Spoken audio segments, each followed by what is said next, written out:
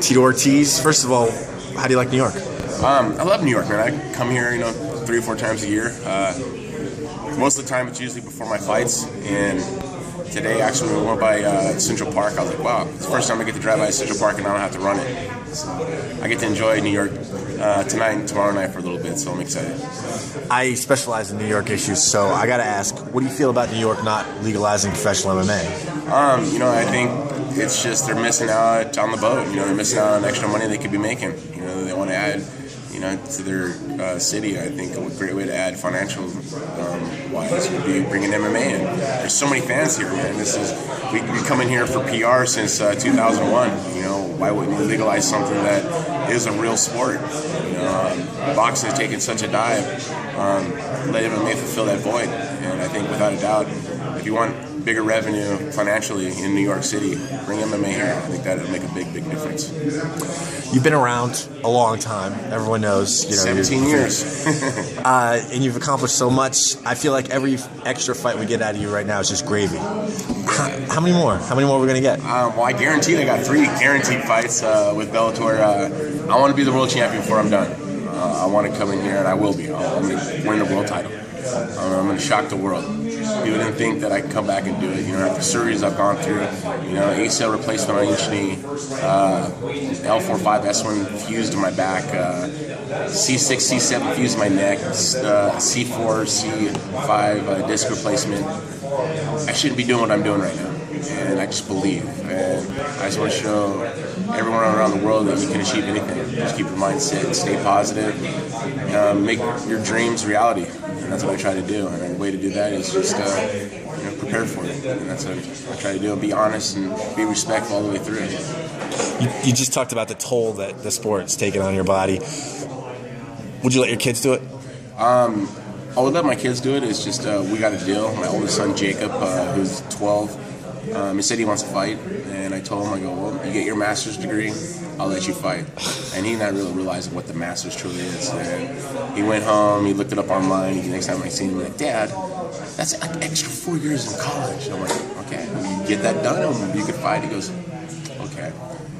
Chilled for the week. And the next week, he went home, came back the week after, and he goes, Dad, I know what I want to do. I'm like, what do you mean you know what you want to do? I know what I'm doing. I'm going to college. What are you going to do? Because I'm going to get a business management degree. I go, really? Why? He goes, I can run your businesses when you're done. I'm putting him on the right target. A couple weeks later, he goes, Dad, I want to go to Stanford. I put him on the right target. And this is a 12-year-old, too. It's in 5th grade. And I'm already just setting these seeds in his head so, you can hopefully make him flourish. And, he knows what to expect when he's done with high school.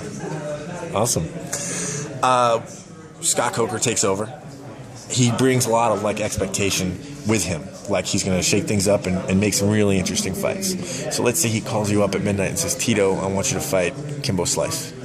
Would you do it? Kimbo Slice makes 205? Done. Anybody makes 205, I'll smash their face. Or choke them unconscious, one or the other, don't matter. 205 is my world. That's my weight class. 205 weight class was made for me. Joe Silva, when they first made weight classes, Joe Silva asked me what would be the perfect weight for me. I said 205. I said, Tito's done.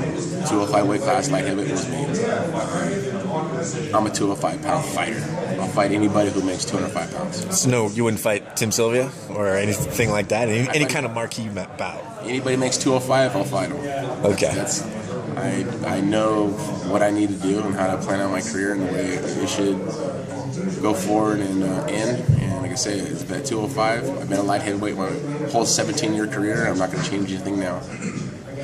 Is there anyone you'd want to fight? Let's say Scott says, "Hey, let's brainstorm some good, intriguing bouts." Who would you fight? Anyone. Emmanuel Newton. Okay.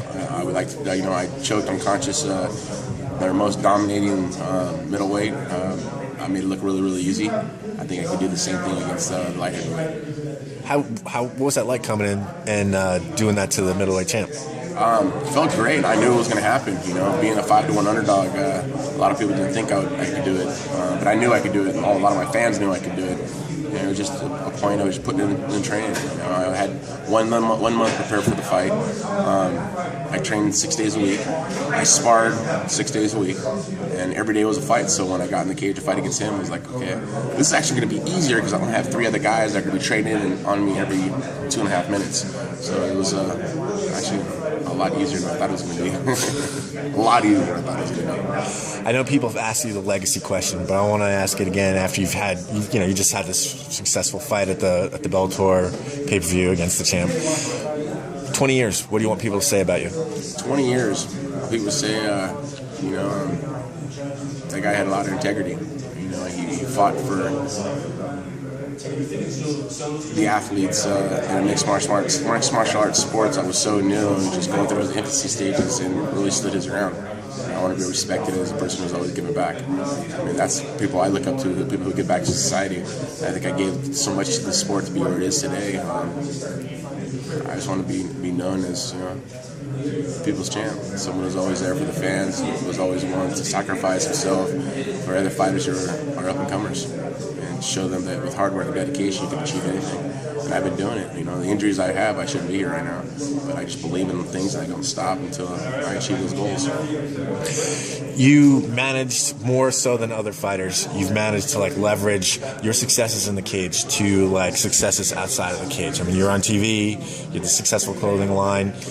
As the elder statesman of the sport, as a veteran, what would your advice be to other fighters in terms of leveraging what they can do outside of the cage? Well, you got to think of this as a business. It is fighting, but it's a business. Everything's a business. If you're going to get paid money, it's a business. And I remember back in the day, I did my own promotions. I was the first guy to make fighter cards, clothing company. I would do things outside of just the fight game. Go do charities. I was the first MMA fighter to go to Iraq. Get for the USO, they brought me in. Doing other things, not really just to do them to be seen, but doing to make myself feel better.